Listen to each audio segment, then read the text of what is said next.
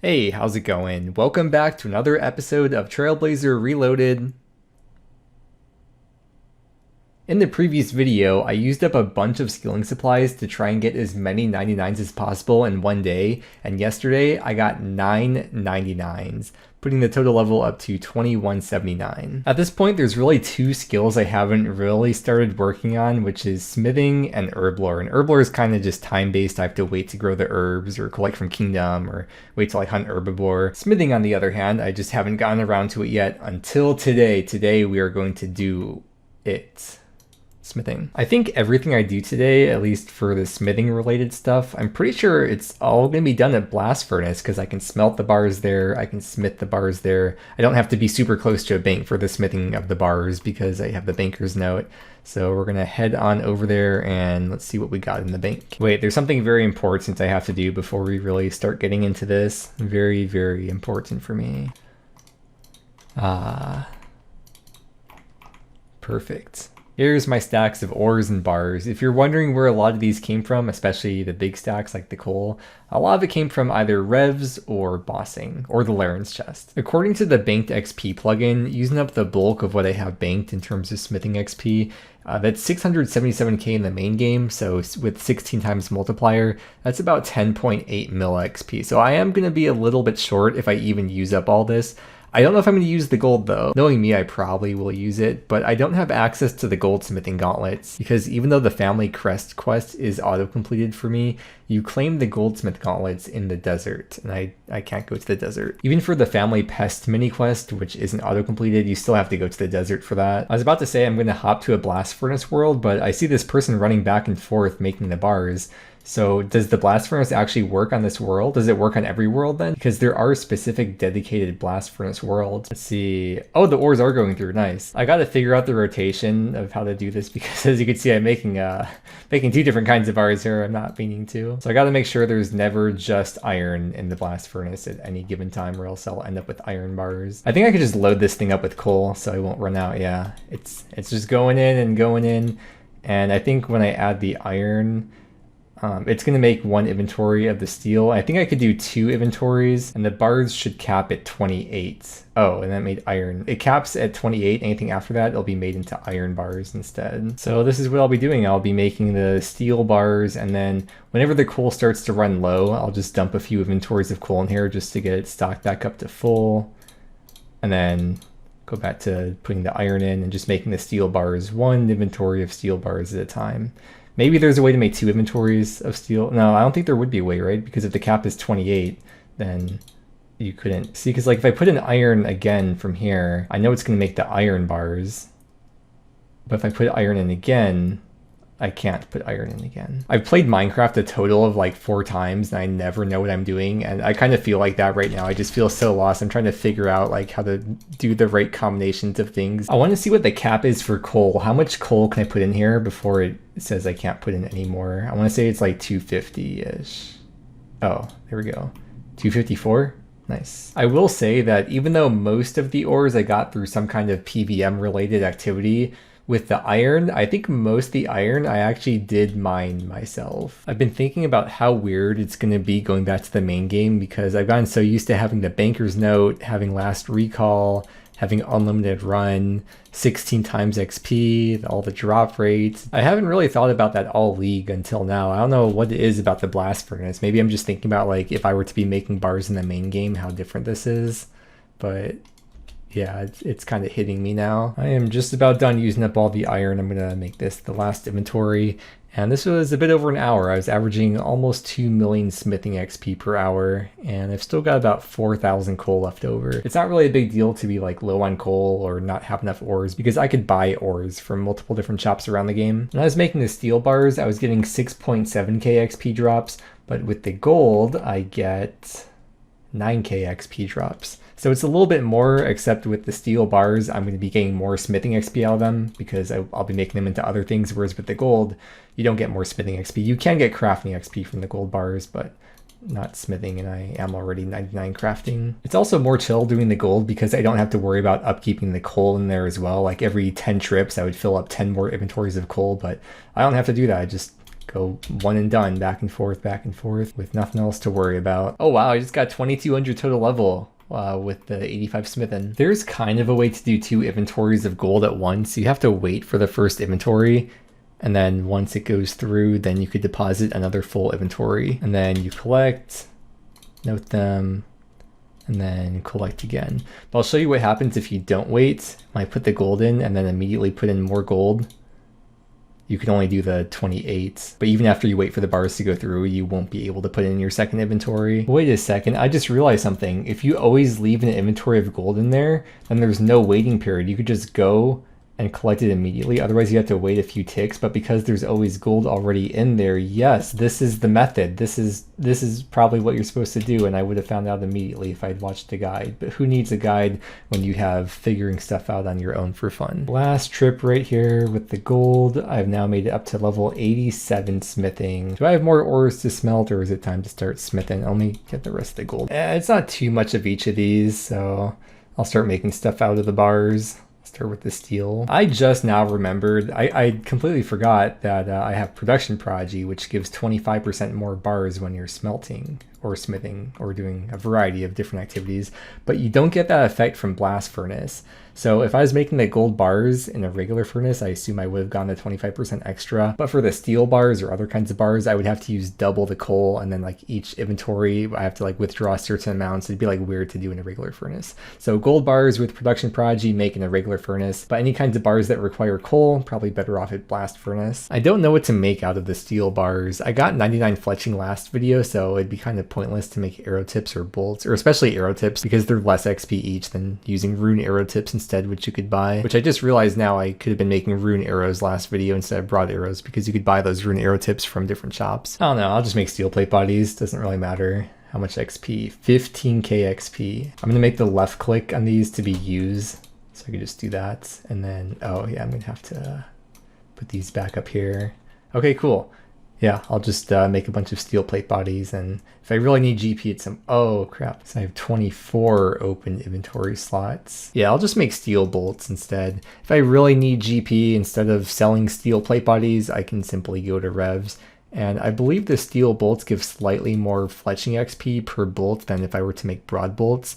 And they're a bit different than arrows, because with arrows, you can't do other actions in between. It like interrupts it. But with bolts, you could just constantly fletch one at a time if you want. It's hard to explain if you haven't done it before. You probably know what I mean though. Broad bolts give 3 fletching XP per bolt, but steel bolts give 3.5 fletching XP per bolt. I don't even know if I'm actually going to use them, but just in case. And it's nice that after each inventory, I don't have to note them again. Like with the steel items, I would have to like click it on the thing and then use that thing on there.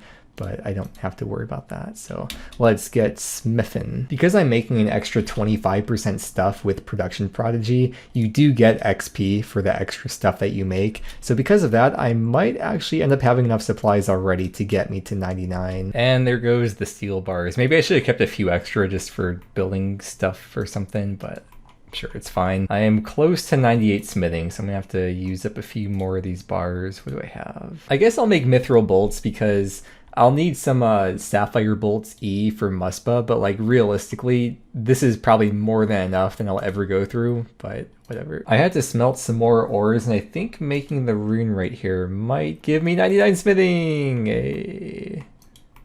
Wow, yeah, I just spent my whole day kind of here, but my whole day hasn't really been that long. It's been 3 to 4 hours. It feels longer for some reason. Well, there's the stats, up to 2214 total. Wow, dude, look how close I am to max. It's like, what do I have left? A few mining levels, farming, that's passive, herb lore, hunter. Yeah, wow. Speaking of farming, I did my first tree run yesterday, like my first full tree run. I just planted all the trees, so I'm gonna harvest them, and I want to see how much farming XP I get. I have to do the herbs as well, but I have 4 fruit tree patches available to me and 3 wood tree patches available. Let's see what the XP drop is from a dragon fruit tree. 277k. There's 90 farming from the magic tree. 91 farming. Paying for this tree is going to be the last of my coconuts, so from here going forward I will have to use ultra compost. And the last tree of the farming run here is going to get me to 92 farming and I got 1.8 mil farming XP. I had a lot of points, or I still have a lot of points at Volcanic Mine to spend on ores, and I didn't even have to spend those points because I already had all the supplies I needed for 99 smithing. But if I ever need to get like Onyx Bolt's Eve, I could get some rune ore from there, or if I want to go for 25 mil smithing, I sort of have, I guess, ores banked in there. But it's not really even necessary because you could buy ores, including rune, you could buy them like from the Moral Rec shop. Since I got 99 smithing, let's go do the league tasks related to smithing because now I'll be able to do all of them. Well, maybe not all of them, but a lot of them. I'm currently unable to smith the Ellie or smith the Dragon Plate Body or Dragon Kite Shield or DFS, but I will do the reasonable smithing tasks. Smelting the rune bar apparently didn't work at the blast furnace, so I have to smelt a runite bar at a regular furnace. Man, it would have helped if I could have made this rune crossbow at the start of the league like 2 weeks ago, but hey, better late than never. I have to do this for both the Arty Diary and the league task. I have to smith a rune item, combine those together, and make the rune crossbow. So I got both the Arty task done and the diary task done. And man, does it always feel good to be able to complete 2 tasks with 1 task. I'm saying the T word too much, but I don't know what to say instead. I have one more T word left for the Arty medium diary, so I'm gonna go do that. I recognize that it's repetitive, I just don't know what to say instead. Like, hey, there's oh wait, pick lock. Okay, keep picking the lock.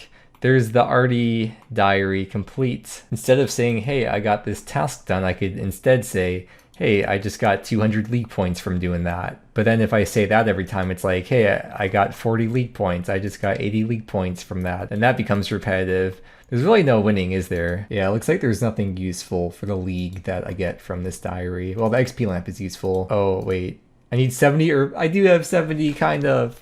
Okay, well I wanted to put down herb lore, so I'll get a few herb levels. I'm sure I have enough banked XP. I've mainly been trying to farm snapdragons because their secondary is so easy to get. The type of potions I make don't really matter. I don't think I'm really going to need too much in the way of potions. So I'm going for like the most XP and what's the easiest secondary to get. And I got a lot of red spider's eggs already from Spindle without even having done that much KC. And I could get them really easily in the Tower of Life.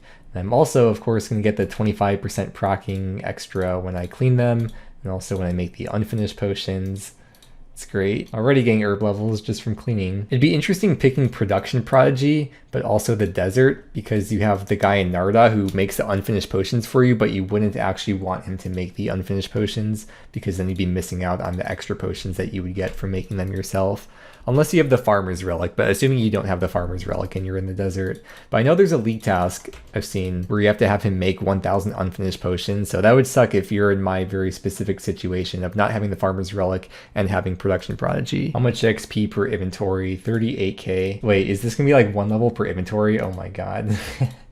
It really is. And there's level 70, so I can... Oh, it's base level 70s. And then use the lamp on Herblore, 800k XP. That got me all the way to level 77. Holy, that's sick. Look at all that. Look at all those messages.